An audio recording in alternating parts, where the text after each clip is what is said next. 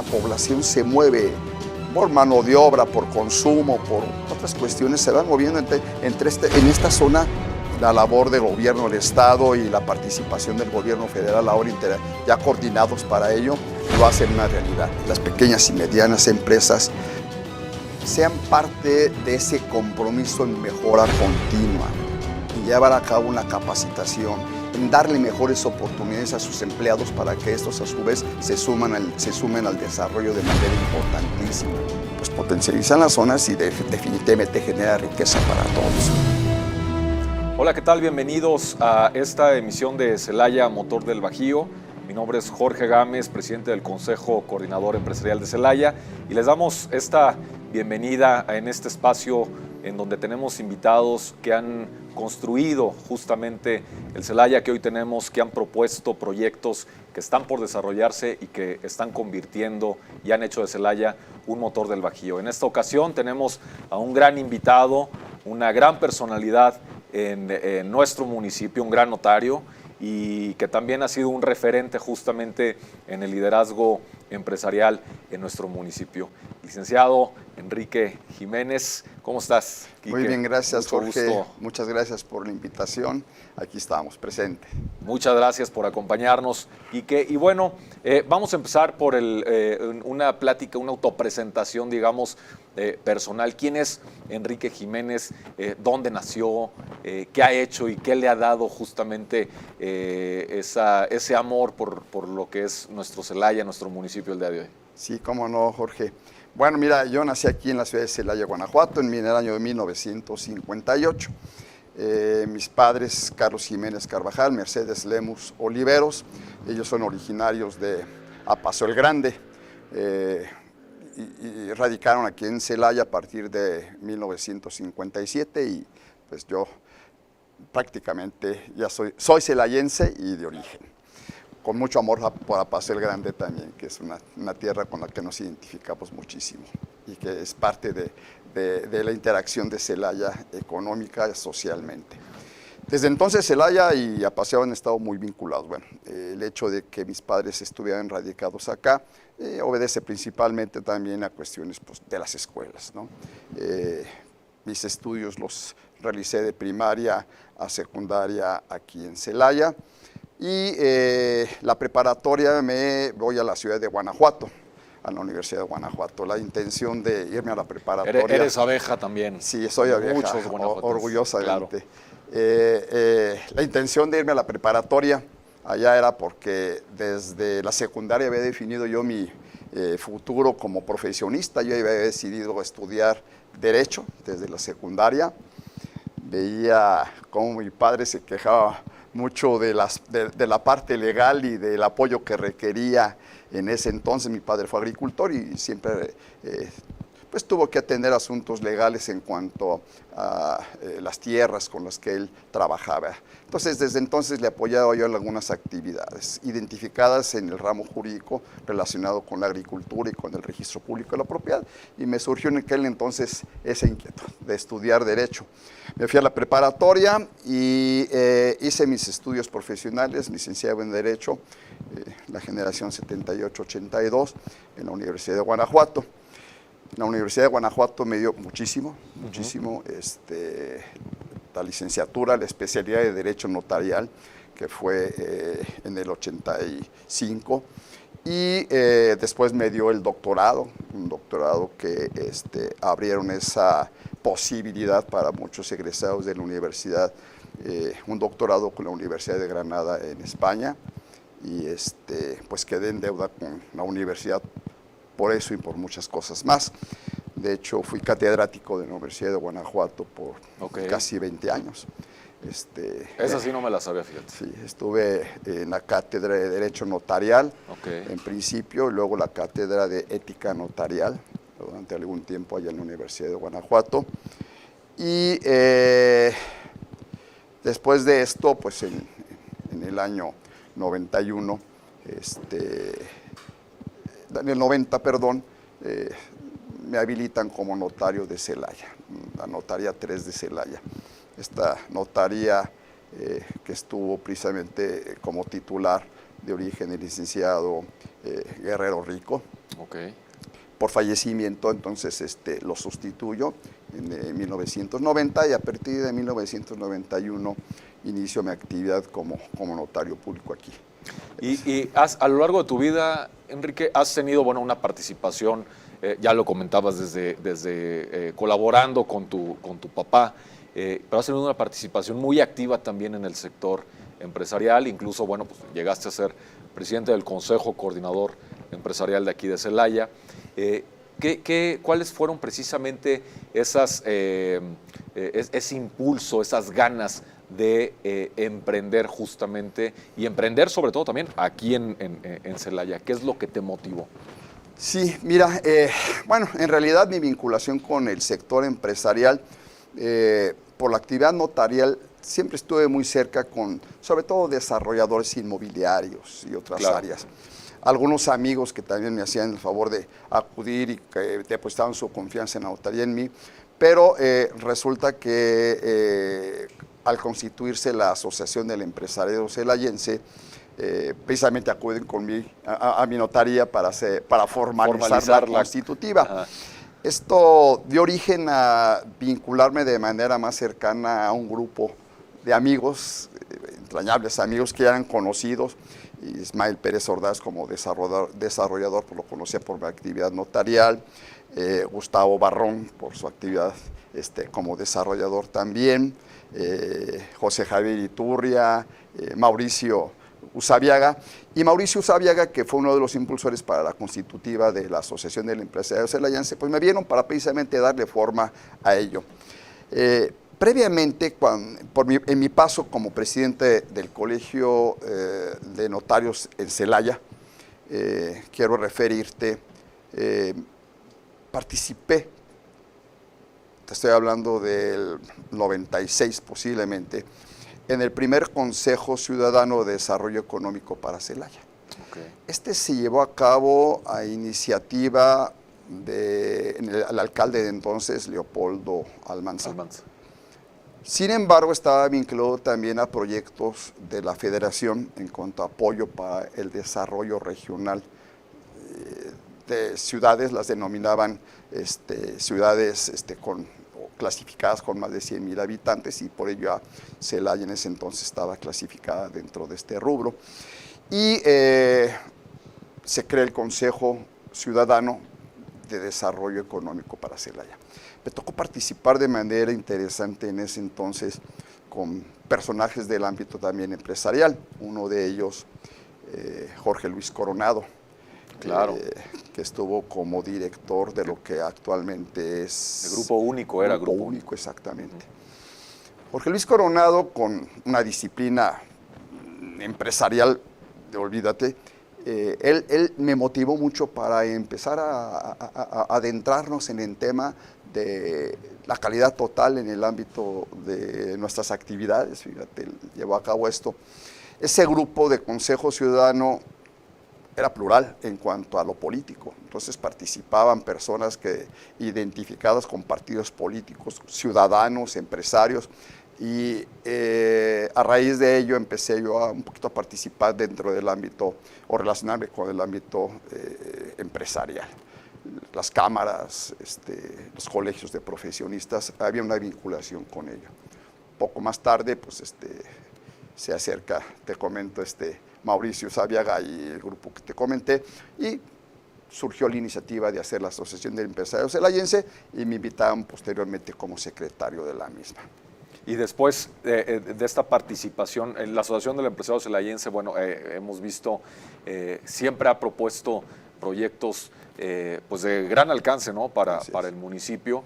¿Y cómo es esa transición justamente de que empiezas a participar en organismos hasta llegar justamente a la presidencia del Consejo Coordinador Empresarial de Celaya?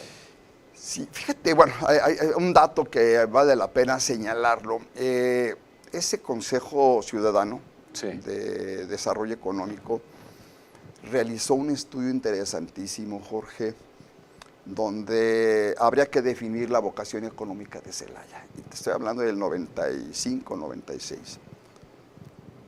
Con recursos apoyados por diversas empresas, Jorge Luis Coronado lideró el análisis, se contrataron expertos para ello y surgió ahí pues la vocación, ya en una transición importante de Celaya, de una economía primaria a servicios y a la industria. Y la vinculación entonces con grupos empresariales fue donde empezó a surgir esto. Participé o me invitó el Consejo Económico Empresarial previamente a la constitutiva de la Asociación Empresarial Celayense. Participé también en el Consejo Económico Empresarial. Mi paso por ahí fue realmente solamente en asesoría, precisamente por mi actividad como notario. Ya en la asociación, entonces sí, hubo una participación directa y además vinculación directa con cámaras y con colegios de profesionistas. Y una vez que queda constituida la Asociación del Empresario Celayense, me invitan como secretario de la directiva del Consejo Coordinador Empresarial. Okay. Esto debe haber sido en los años 2011, 2012, por ahí más o menos. Y a partir de ese momento me vinculé con el Consejo Económico Empresarial para posteriormente llegar a ser presidente del mismo. Y uno de los proyectos a los que mayor énfasis le pusiste desde tu presidencia en el Consejo Coordinador Empresarial de Celaya es justamente el tema de la metropolización de esta región, ¿no? La Laja Bajío. Para quienes nos escuchan, Enrique, porque mucha gente pues no lo conoce, ¿de qué trata, de qué va este proyecto de la metropolización? Sí, mira, mi inquietud en cuanto a abocarme en mi paso como en la presidencia del Consejo Económico Empresarial, pues data de años antes. Además de mi actividad como notario, previo estuve como funcionario público algunos años en gobierno del Estado. Y quiero decirte que desde, no sé, igual en el año 79, 80, yo escuché en el gobierno del Estado, en aquel entonces el gobernador fue el licenciado Velasco Ibarra, Enrique Velasco Ibarra. Escuchaba la inquietud del gobernador de generar polos de desarrollo en el estado de Guanajuato, económico, agrícola y de servicios.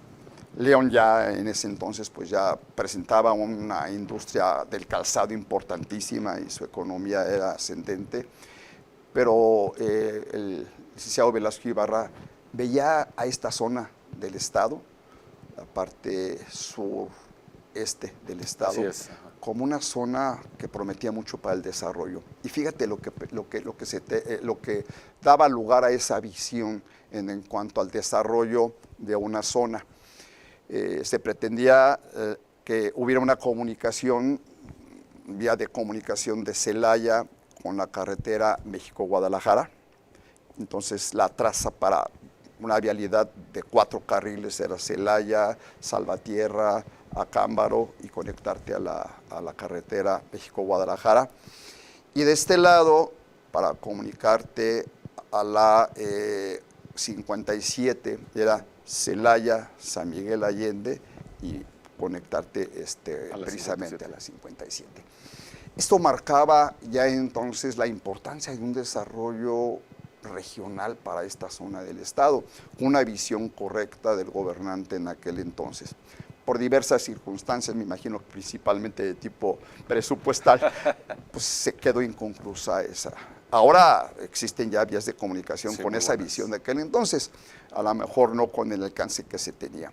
Desde entonces, y mi paso por ahí como funcionario público, en tanto el gobierno de Velasco Ibarra como de Corrales Ayala, de Rafael Corrales Ayala, me quedó esa sensación y esa inquietud por pensar que esta zona debe tener definitivamente un impulso importante para lo que sería el equilibrio en el desarrollo económico del Estado.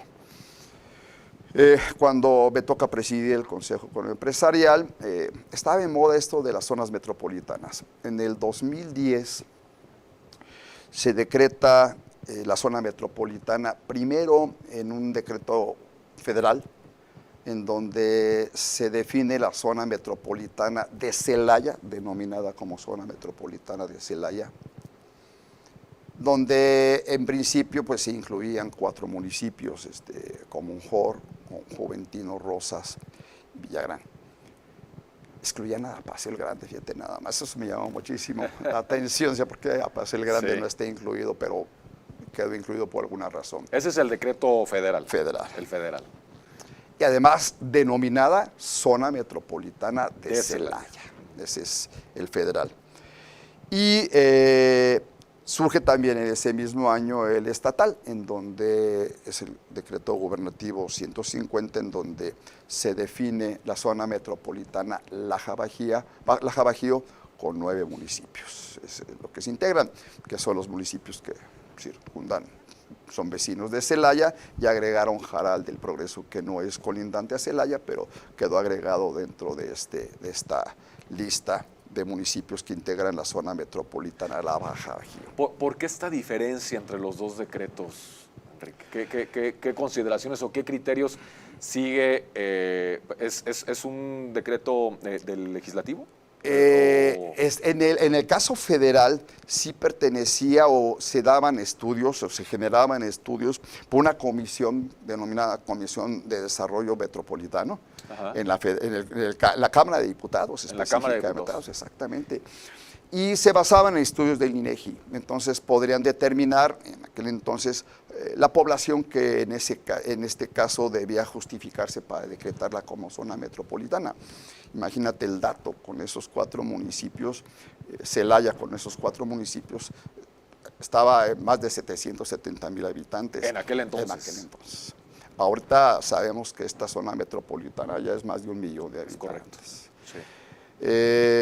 Y en el tema estatal, y en el tema estatal, basado definitivamente en plan de desarrollo del Estado, el Ejecutivo en ese entonces, el gobernador Oliva, es quien hace el decreto gubernativo y considera precisamente el área de influencia de Celaya con respecto a estos 8 municipios restantes, basado también en criterios demográficos y sobre todo de vinculación en lo que es el desarrollo económico, que era algo muy importante. El decreto gubernativo lo que marca es un marco jurídico, ya es perfectamente bien establecido bajo este contexto, en donde lo define para efectos de generar precisamente un polo de desarrollo, o reconoce un polo de desarrollo en donde Celaya, siendo el centro de población con influencia alrededor de los otros 8 municipios, podría ser apoyado con recursos federales y estatales para llevar a cabo vinculación de los mismos e impulsar el desarrollo económico basados en estos 2 decretos, en el federal y en el estatal posteriormente. Ok, entonces nos queda claro cómo nace esta visión desde el gobernador Velasco Ibarra, con el tema de los polos o de la regionalización. Y entonces, ¿por qué es importante actualmente seguir hablando justamente de la metropolización? Hemos visto esfuerzos, había un fondo metropolitano encaminado justamente a la generación de infraestructura, como lo comentabas, entre los municipios de esta zona metropolitana. ¿Es puntual todavía hablar de la zona metropolitana Laja Bajío? Desde luego. Y además adquiere especial importancia ahora ello, porque dentro de las obras prioritarias que la Asociación del Empresario Celayense y el Consejo Económico Empresarial de Celaya vinieron impulsando ya hace algún tiempo, pues se encuentra esta vocación logística de Celaya, que en aquel entonces, en aquel Consejo Ciudadano de Desarrollo Económico, ya se visualizaba parte de ello, en la transición de Celaya, que era denominado el Estado del Granero de la República, y que Celaya es la Puerta de Oro del Bajío, y que se producían aquí de manera importante granos y otros productos, ¿no? Te decía que mi padre fue agricultor, entonces él se dedicó al ajo, él se dedicó a la producción de chile y otros productos. Entonces era una zona muy importante agrícola económicamente hablando, ya con un inicio en aquel entonces de desarrollo industrial. ¿Por qué sostener el desarrollo metropolitano de una zona? Bueno, porque definitivamente están vinculados esos municipios de manera, constante, permanente, y la interacción en cuanto a cada uno su vocación se van sumando al desarrollo precisamente de una zona del Estado.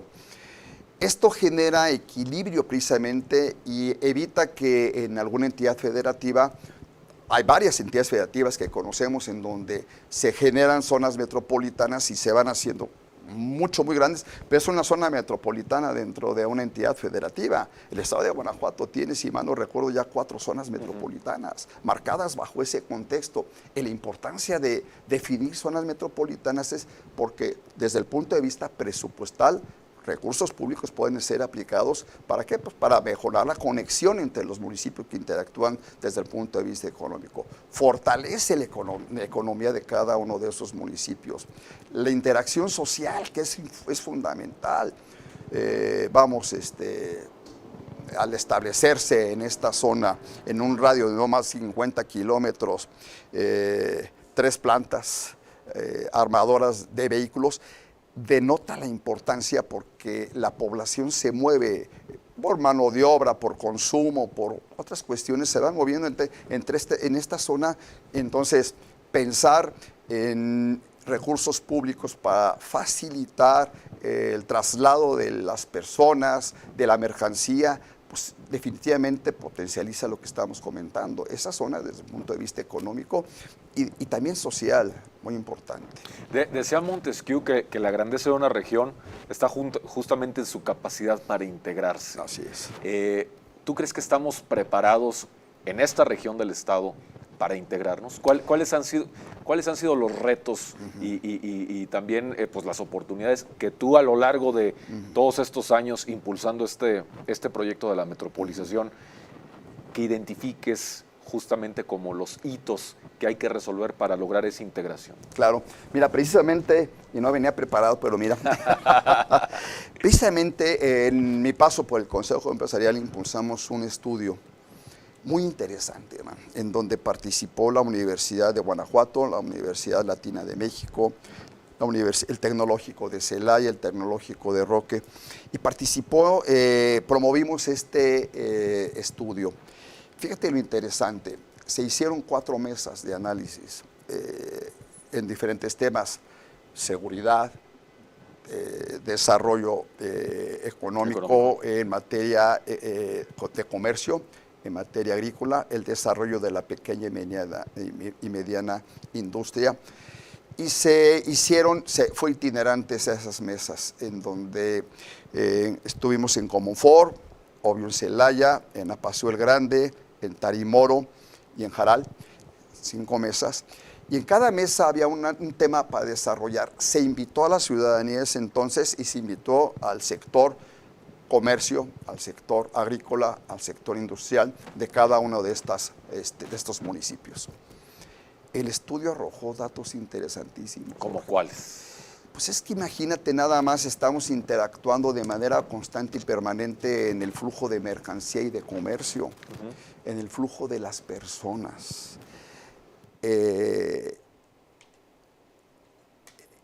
En fiestas tradicionales que cada uno de estos municipios lleva a cabo. No te imaginas el número de personas que acuden a estas ciudades precisamente participando en ello. Entonces, desde el punto de vista cultural, también una justificación plena para llevar a cabo esa interacción, sin perder la esencia a la mejor de cada una de las ciudades o de los municipios que te estoy comentando. Sí. Ya se identifican, de hecho, Jorge, se identifican en circunstancias culturales, económicas, de comercio, por muchas cuestiones. Entonces, ¿por qué hablar de la fortaleza de una zona metropolitana? Porque la suma de todas esas circunstancias cultural, económico, comercial, industrial, la suma de todo ello, pues potencializa esta zona.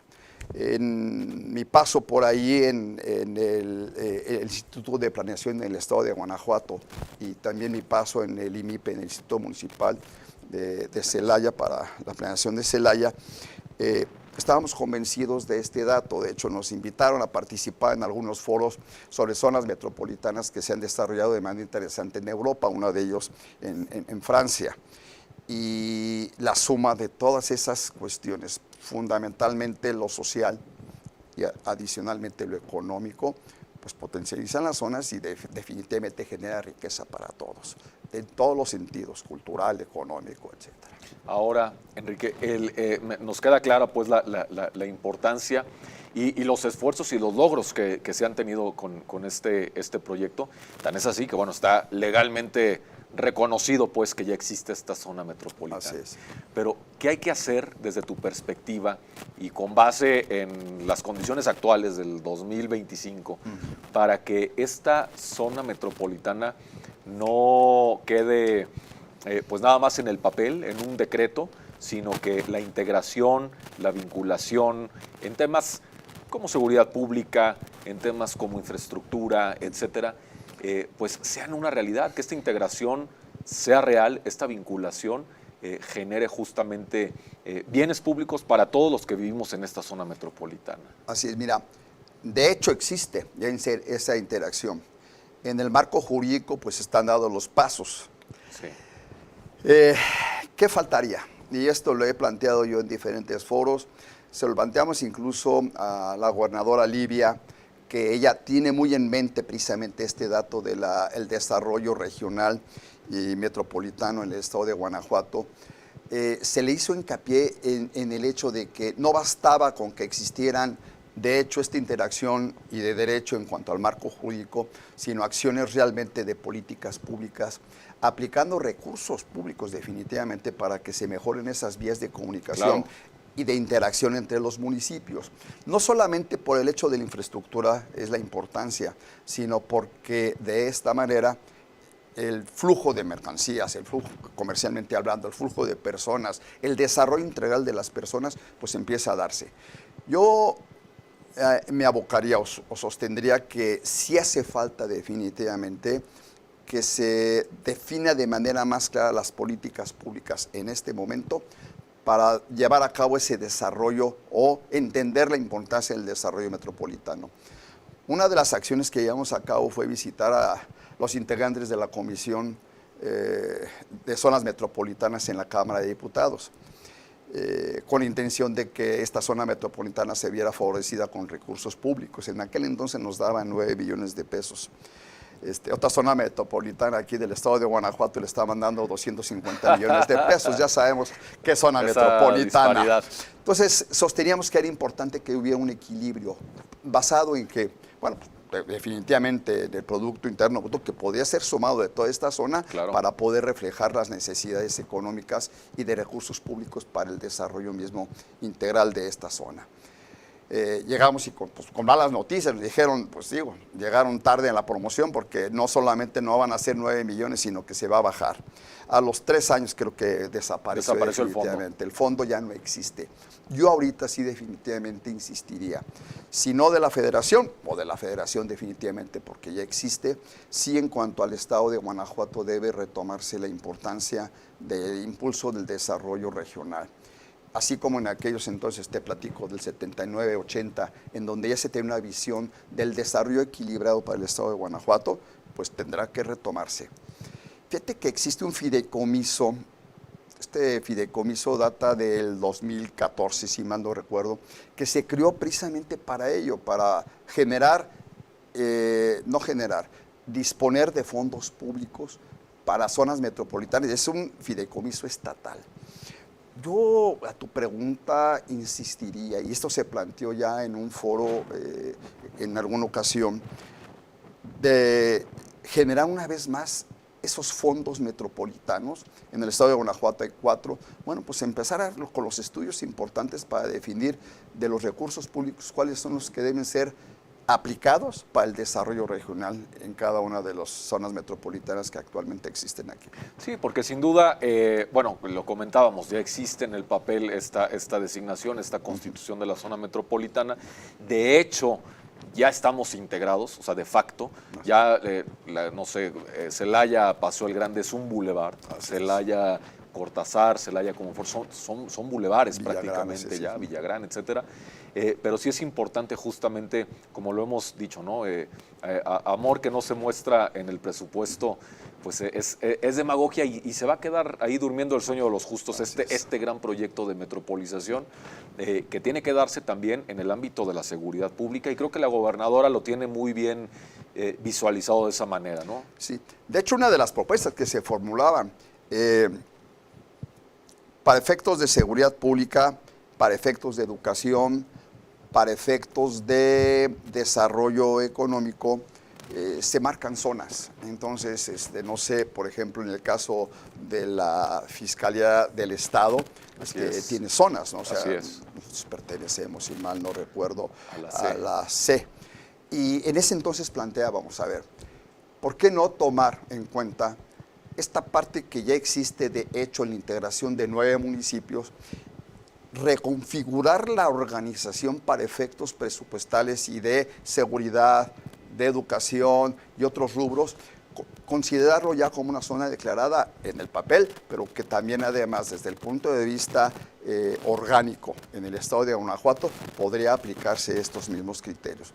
De tal suerte que tuviéramos una región, la región C, que actualmente se compone con los municipios adicionales a los que forman la zona metropolitana, reconfigurar esta parte. En materia de educación, claro, la toma de decisiones y fortalecer aspectos que le den, primero, la importancia de vida a una zona ya que de hecho existe, pero lo más importante, criterios desde el punto de vista presupuestal y sobre todo de toma de decisiones que en el ámbito político y en el ámbito económico por parte del gobierno del Estado vean cuál es la identidad de esta zona metropolitana y sus necesidades de manera específica. Pues sin duda un gran proyecto el de la metropolización, que también pues desde el empresariado vamos a seguir empujando, siguiendo ya el trabajo que a lo largo de muchos años se ha venido realizando, Enrique. Y ahora quiero dar un giro también a la conversación. Hablabas también de que en este consejo, en la segunda mitad de los 90s, sí, con Jorge Luis Coronado, un gran empresario, no celayense, sí por adopción, porque bueno, ya, realizó aquí ya gran parte de su vida y de su actividad empresarial. Y me comentabas que entonces ya desde aquellos años se visualizaba a Celaya como un nodo logístico. Hoy, pues desde el empresariado, en colaboración y en participación con gobierno del Estado, ya también a lo largo de muchos años, y de los gobiernos municipales, está por consolidarse dos grandes proyectos en términos logísticos: el libramiento ferroviario y la puerta logística del Bajío. Desde tu experiencia y en tu tránsito por los distintos organismos, Quique, ¿cómo se ha venido concibiendo justamente estos grandes proyectos? ¿Tú crees en verdad que sea justamente la industria del futuro de nuestro municipio y de la región? Claro. Mira, de hecho, el proyecto del nudo logístico, el Puerto Seco, como lo anunciaron el día de hoy, es un proyecto que data de hace algunas décadas. Inicia, fíjate nada más qué casualidad, las vías del ferrocarril que quedaron ahogadas por la mancha urbana de Celaya, se convirtieron en un problema grave para la ciudadanía, para el pueblo en general, para poderte comunicar en una vialidad a otra, cuando pues Celaya se convirtió en un patio de maniobras de dos grandes empresas ferroviarias. En ese entonces Ferromex, pero bueno, ahora ya son Ferromex y Kansas City, ¿no? Y de ser un punto negativo, vamos a decirlo, en la infraestructura urbana de Celaya, se convirtió precisamente en el detonante para pensar que no solamente era la oportunidad de sacar las vías del ferrocarril, porque así se manejaba, de sacar las vías del ferrocarril de Celaya para convertir esto en un anillo ferroviario, y que daba lugar precisamente, o se desarrollaron ideas por gente experta en materia logística, de la Secretaría de Desarrollo Económico del Estado. Nos plantearon precisamente a la Asociación de Empresarios Celayense en ese entonces la idea de generar un puerto logístico. Esto fue a raíz de la construcción de Honda. Entonces vinculaban en ese entonces la planta que se iba a instalar en ese entonces como proyecto y que una realidad cuando anuncia Honda ya como decisión de invertir aquí en Celaya, da lugar precisamente a pensar un puerto, en ese entonces le denominamos una intermodal, así le denominábamos, y se generó un polígono pegado precisamente a la planta Honda. Hoy, pues, por el anuncio con el que nos despertamos el día de hoy. Muy buen anuncio, por cierto. Exactamente, es una realidad. Creo que la labor del gobierno del Estado y la participación del gobierno federal ahora ya coordinados para ello, lo hacen una realidad. ¿Qué va a traer consigo? Definitivamente, yo así lo veo, le damos la vuelta a la página a la historia de Celaya en su desarrollo económico y a la región Laja-Bajío definitivamente, porque esta vocación logística que hablábamos de mediados de los años 90, hoy por hoy puede ser una realidad. Después de muchos años, pero cuando menos ya estamos en los primeros pasos para que esto se convierta en una realidad. ¿Qué hacer para que esto, además, desde luego, de lo que es la parte de infraestructura, pues el impulso definitivamente del sector empresarial para invertir? El impulso del sector empresarial para generar riqueza y con ello mejorar la economía de quienes habitamos esta zona. Y es una zona, ya hablábamos por su importancia, de más de 1 millón de habitantes. Sus necesidades, decía por ahí algún gobernador, esta zona la definimos como una zona en donde las piernas son largas y las cobijas son cortas. Pues por primera ocasión creo que vamos tejiendo ya una cobija que cubra perfectamente bien las piernas largas, porque es un proyecto definitivamente de gran envergadura y que creo que le damos la vuelta a la página a la historia de Celaya y de la zona metropolitana. Enrique, muchas veces estos grandes proyectos que son de miles de millones de pesos, de dólares incluso, pues generan justamente una expectativa, ¿sí? Que luego se convierte en un desencanto. ¿Cómo integrar o cómo visualizas tú que se debe ante esta nueva oportunidad, como en su momento fue un hito la llegada de Honda, de las armadoras, cómo poder capitalizar desde el empresariado local un proyecto de esta envergadura, de estas grandes inversiones, para que las MIPYMES locales, celayenses y por supuesto de cada uno de los municipios de la zona metropolitana, pues puedan literalmente subirse al tren pues, del desarrollo? Bueno, Jorge, yo creo que retomaré un poquito las pláticas que llevamos a cabo en aquel entonces cuando Honda estaba por instalarse. Fíjate, tuve la oportunidad de platicar con el primer cónsul que presidió el consulado de Japón en León,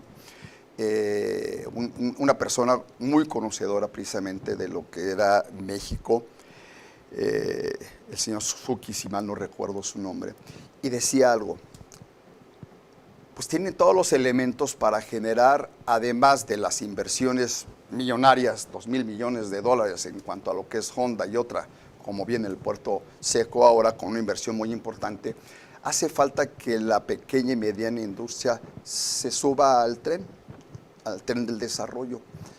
¿Y qué era lo que marcaba? Las oportunidades para prestación de servicios, Jorge, son fundamentales. Es decir, no basta con que tengas una infraestructura tan importante como puede ser en este caso el puerto logístico, sino también que las MIPYMES, las pequeñas y medianas empresas, sean parte de ese compromiso en mejora continua, en llevar a cabo una capacitación, en darle mejores oportunidades a sus empleados para que estos a su vez se sumen al desarrollo de manera importantísima. Ese compromiso que ya existe, que puede tenerse en mente por parte del empresario en pequeña y mediana industria, pues ahora se adquiere ese compromiso verdaderamente.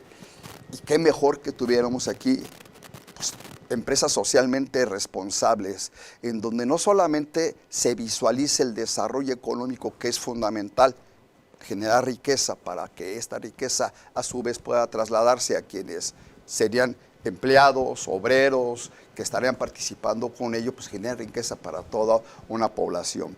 Yo creo que debemos asumir el tamaño de este compromiso. Es un compromiso importantísimo, pero debemos asumir fundamentalmente el sector empresarial, ese gran compromiso.